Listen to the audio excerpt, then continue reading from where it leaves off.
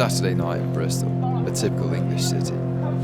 35,000 people hit this city every weekend. Most drink, many get drunk, some get violent. These are the opinions of some of those people. Okay, so you guys having a good time tonight? Yeah, man. Real good time. Fucking different class. Planning on getting drunk? Well, I wouldn't say that. Drinking and dance. It's all about drinking and dance. Just, just chilling out. Just weekend, isn't it? Just, So relaxing. it's all about relaxing, chilling. Yeah, have a good time, man. That's it. Having a nice time, just relaxing. No trouble. With your friends, mate, innit? Yeah, having a good little giggle. Are you having a good time tonight? Yes, I am having a good Are you time. planning on getting drunk? A little bit, not a lot. I'm alright now, so I'll be alright probably later. Do you think a lot of people out here tonight are being drunk? Yeah, pretty much. Alright, so 24-hour drinking came in yesterday. Yeah. What do you think of that? Do you think it's a good thing or a bad thing? We haven't experienced it yet. It could be good, but then again, it could have its bad sides. It's good. Hello. Suck my ass, you.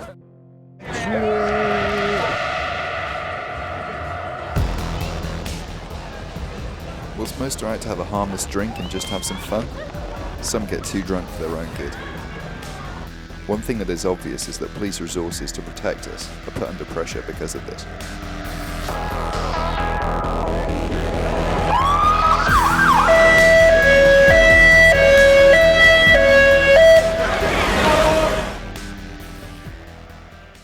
We're not here to spoil people's enjoyment of going out and enjoying restaurants, bars, clubs, music, disco, and there's a wide variety of different entertainment venues in this city. We're not here to say, bar humbug, we're going to spoil it for you. We're here to say, look, enjoy it, but don't be stupid, deal with it sensibly, and doing it, the vast majority of people do. But sadly, there is the minority who do spoil it for others, and we will deal with those, and I'll make no apology for that. Are most people just out to have a good time, or is there a culture of violence? I don't think anybody comes out to be violent. I think it's perhaps a reaction to excessive drink. There is an issue about how people drink in the UK, and you go back through history, and professors at universities in Bristol will say to you, we always have had Northern Europeans always had this issue of drinking lots of ale or cider, and that's a reality. England is a nation that has historically had a strong affection towards alcohol. Stretching from little beer, which many, including children, relied upon as their only source of clean water, to the gin epidemic of 18th century London that threatened to wipe out an entire underclass of the capital's population. We've had a great bittersweet relationship with alcohol. Maybe these are just one-off examples from history, but with the new historic change in the licensing laws, is this nation just tempting fate once again? You've been to England a few times now. I mean, do you think there's like an English drinking culture that's renowned worldwide, or have you even heard of that? Yeah, and I think it's kind of great that you guys, have figured out this whole 24-hour thing. Mm-hmm. It's pretty crazy. I mean, we should all try to adopt that around the world. Do you think there's a huge difference between drinking in Britain and drinking in the States? Oh yeah. Like, to what degree? I mean, well, I admire, if you get in an argument with somebody whilst drunk, boxing it out. I find that that's manly. It's righteous. It's honorable. In New York, people get shot. Okay. So it's a little different in that respect. People still get drunk in New York, but they end up going to the car and getting a gun. Right.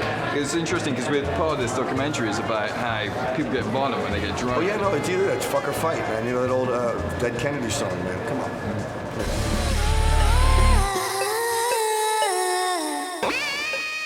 We never set out to draw a conclusion to whether drinking is good or bad, whether it is costly to our society or just a part of what we are. One thing that is for certain is that drinking can and does lead to violence. Only history will tell if 24-hour drinking is another liberty or just an excuse for us to fight.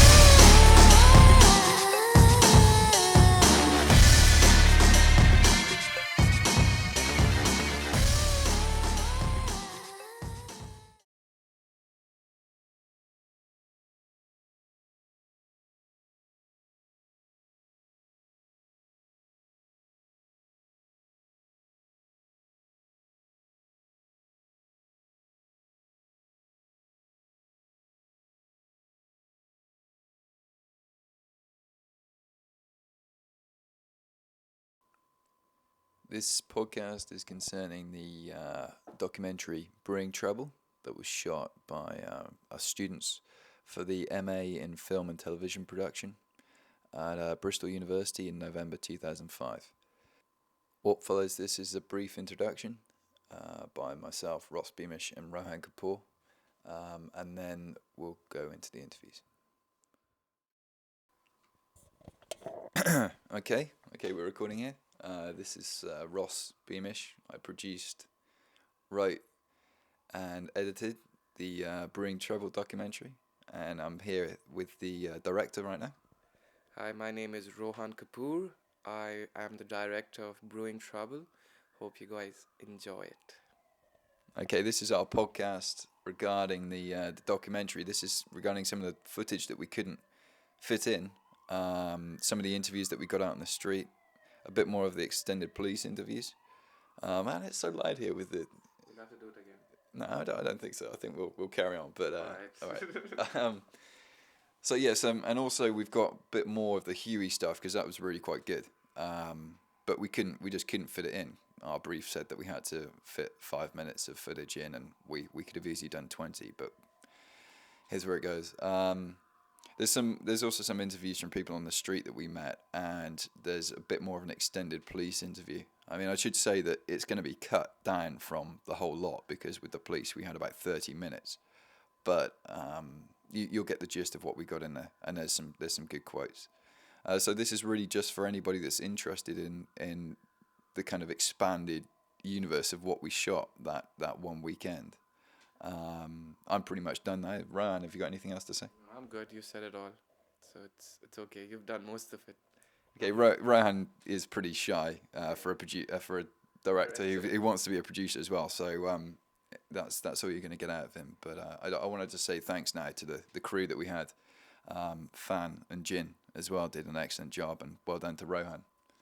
So well done to you too, Ross. You did most of it, so all credit goes to you. There we go. All credit goes to me. Okay. All right. I hope you enjoy it. This is our first interview that we conducted. It's with Inspector Mike Cox of the Avon and Somerset Constabulary. He's in charge of making sure that we don't get beaten up on a Saturday night when we're out in Bristol. And he's doing a pretty good job, but there are a few that slip through the net. Here's the full, well, pretty much the full interview. It's not everything because there's a bit of rubbish in there that we had to cut out, mainly my interview questions that went wrong. But you'll get a pretty good idea of some of his responses. Is there a problem in this country of violent people in our cities on a Saturday night? I think you'll find that alcohol-fueled violence is an issue for most major cities. That is a concern not only for us but for government naturally, and we have lots of measures in place to manage that through specific police operations and challenging what we call antisocial behaviour, and we do it in Bristol by early intervention, by challenging people who are perhaps urinating in the street or being a bit rowdy, and we deal with that very early doors so that it doesn't transfer itself into a 2 o'clock serious assault. So and that's the way we're tackling it in Bristol. Okay, thank you. Is the violence a direct or partial result of alcohol then? I think it's a very real issue that alcohol causes a problem which sometimes results in assaults on other people. But don't forget, Bristol attracts about 35,000 people every weekend. So you will get some degree of people drinking to excess, and as a result of that, resulting in a fight, which might result in an assault. But yet, alcohol doesn't cause violence. It's also an issue for us, really, that where young people come out, get drunk to such a degree that they don't actually necessarily look after their own welfare as well, and that's a very real issue for us. So it's not just people who want to come out and fight after they've been drinking, and there is a small amount of those. But don't forget, they are in the minority, a very, very small minority. On average, there may be 20, 30 assaults over a weekend in Bristol, but we're attracting 60,000 people. So percentage-wise, you've got very low, small chance of being assaulted. But for those people who do get assaulted, it's a very real issue that we have to manage. Back to the 24-hour drinking licensing law. Will the 24-hour rule increase binge drinking or stop it? And can Britain adopt a European style of drinking? In reality, I think we don't know yet. We've got the liberalisations come in to deal with what the vast majority of people want, which is to be able to drink when they want to. Never forget, drinking is not illegal. It's a pastime that's been it's going in the UK. Will we achieve European style drinking?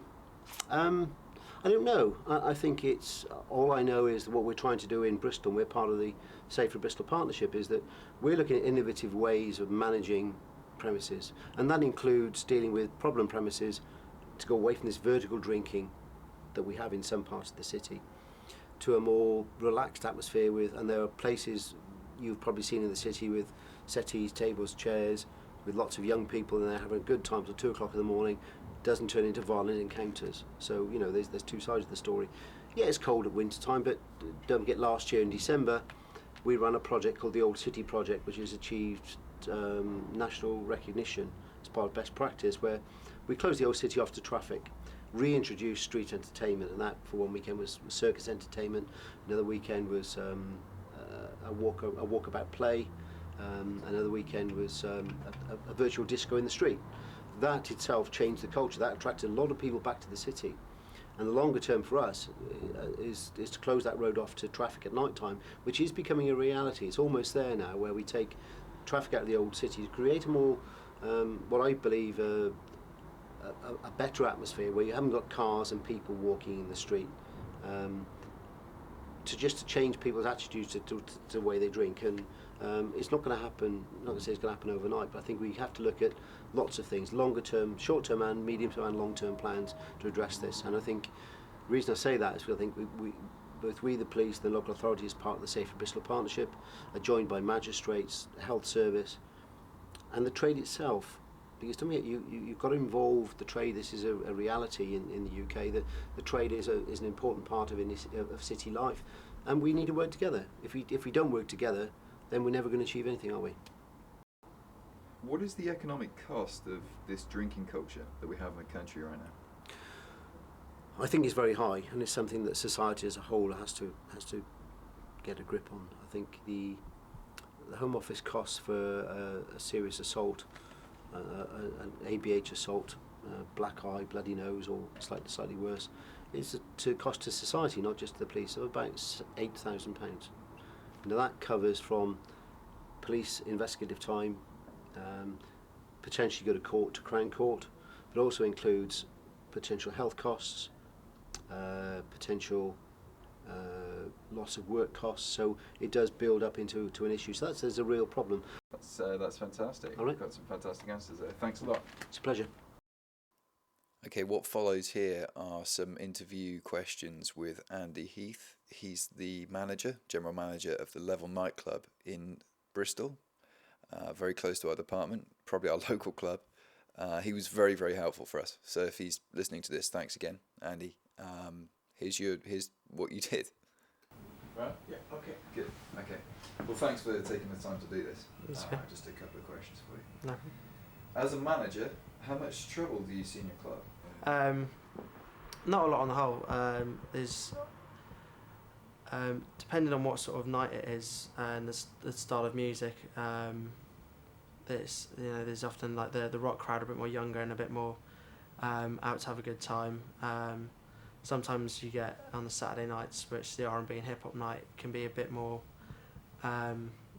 People that can maybe a bit more intimidating, and but we try not to let those sort of people in, and try to stay away from that kind of attitude, and basically try and keep be quite sort of tough on who we let in to make sure there's no trouble in the club. But yeah, on the whole, it's there's hardly any really. Just the odd little scuffle now and again. Is it fair to say that some people just get too drunk for their own good? Yeah, I think they do. I think there's people that are out to have a good time, and then there's people which just people that know where to draw the line, and there's the people that just go a bit too over the top and fall around out of control, and basically I say out of their minds. So Yeah, I think they do, yeah.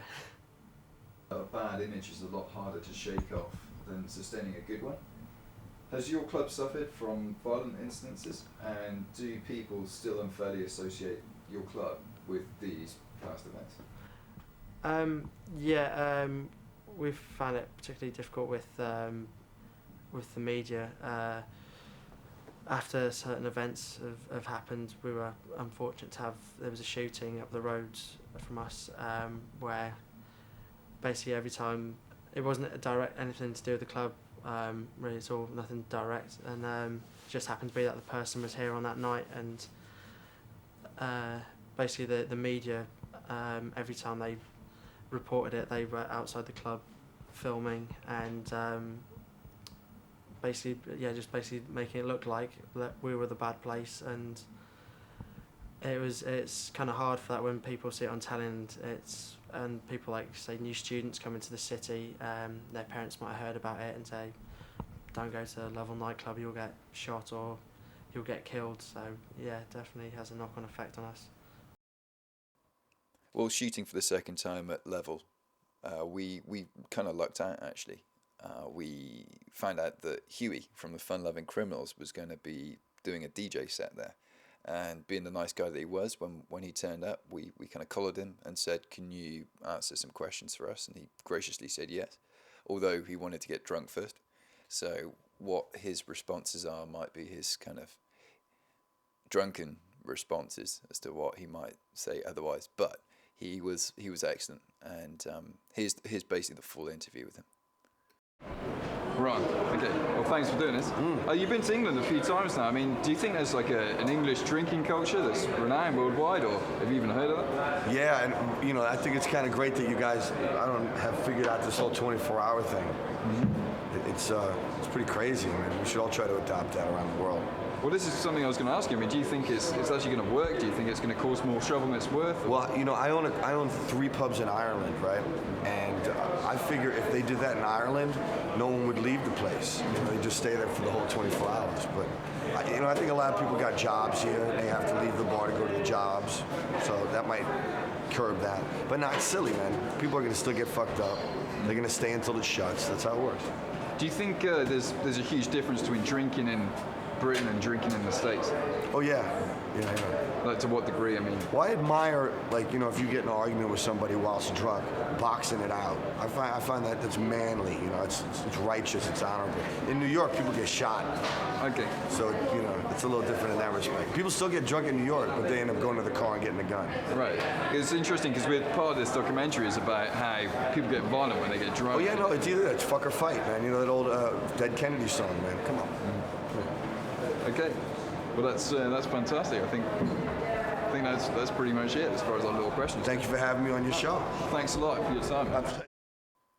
Okay, just to wrap it up, we thought we'd throw in some of the interviews that we had with people on the street in Bristol. If you live in Bristol, then these are the people that you live with and you go out with on a Saturday night. If you don't live in Bristol, then these are the people that you're likely to meet if you do go out. Most people were really friendly and really nice. There was a couple of idiots, but I'm going to try and not make this an explicit podcast, so I can't really go into the detail of what I think of the idiots. But anyway, enjoy this, and this will be the last one. Okay, good. Okay, so you guys having a good time tonight? Yeah, man. Real good time. Different guys. Planning on getting drunk? Well, I wouldn't say that. Drinking and dance. It's all about drinking and dance. Just, just chilling out. Just weekend, isn't it? Just, so for relaxing. It's all about relaxing, chilling. Yeah, have a good time, man. That's it. Having a nice time, just relaxing. No trouble, with your friends, isn't it? Yeah, having a good little giggle. It's not about having. So, have you seen any trouble when you've been out tonight? No, not tonight. Usually, maybe later on, because you get a few assholes around. But yeah, to be honest, it's true though. Do you know what I mean? All have too much to drink and just can't handle what they're doing, and just. But nothing tonight, though. Nothing tonight. It's different. Usually, you see a lot, but nothing tonight. Do you think people get more violent the more they get to drink? I think it depends on the person, mate. Yeah, it depends on the people. Sometimes, man, you just get assholes from fucking everywhere. They just try and.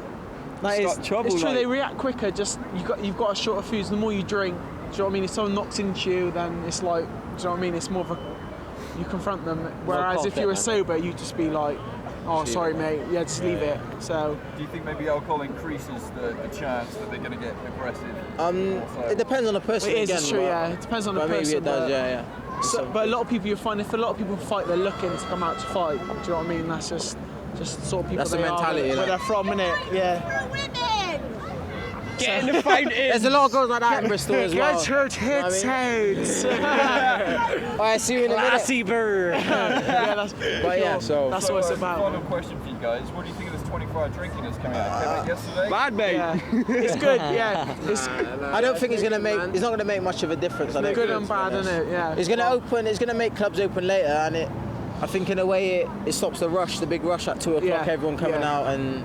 Yeah, in one way it might stop the fights, because usually when all the clubs kick out, that's when everyone hits at the same time. Do you know what I mean? Over there where all the food is and stuff, like... So with the different closing times, it could be a bit better. When you're tired, like, everyone drips and drabs, like, going home and stuff, so... Do you think maybe if people are allowed to drink until say 6 or 7 in the morning, they're going to take that up, and if they're getting really, really drunk, that could cause more trouble with fights? No, I don't... If they get really, really drunk at the end of the day, mate, they're going to be too pissed to fight. You know what I mean? Do you know what I mean? They wouldn't be... They're not going to be bothered Just about some people that. spend their limit, they'll just drink and drink until they can't walk, do you know what I mean? So, English mentality, that is, mate. It is, man, it's pure.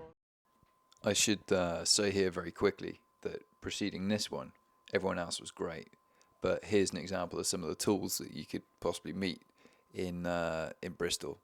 These guys were complete idiots, and I really hope they're listening to this, because they've got to wise up that they are morons. But there you go. Just had to get off my chest. Here you go for your taster of the idiots. And in their own words, they're wankers. 21 today. I loved alcohol, mate. Don't worry about me. We loved it. I'm a wanker. Oh, Joey. You fat cunt, I don't care. Put them on the back.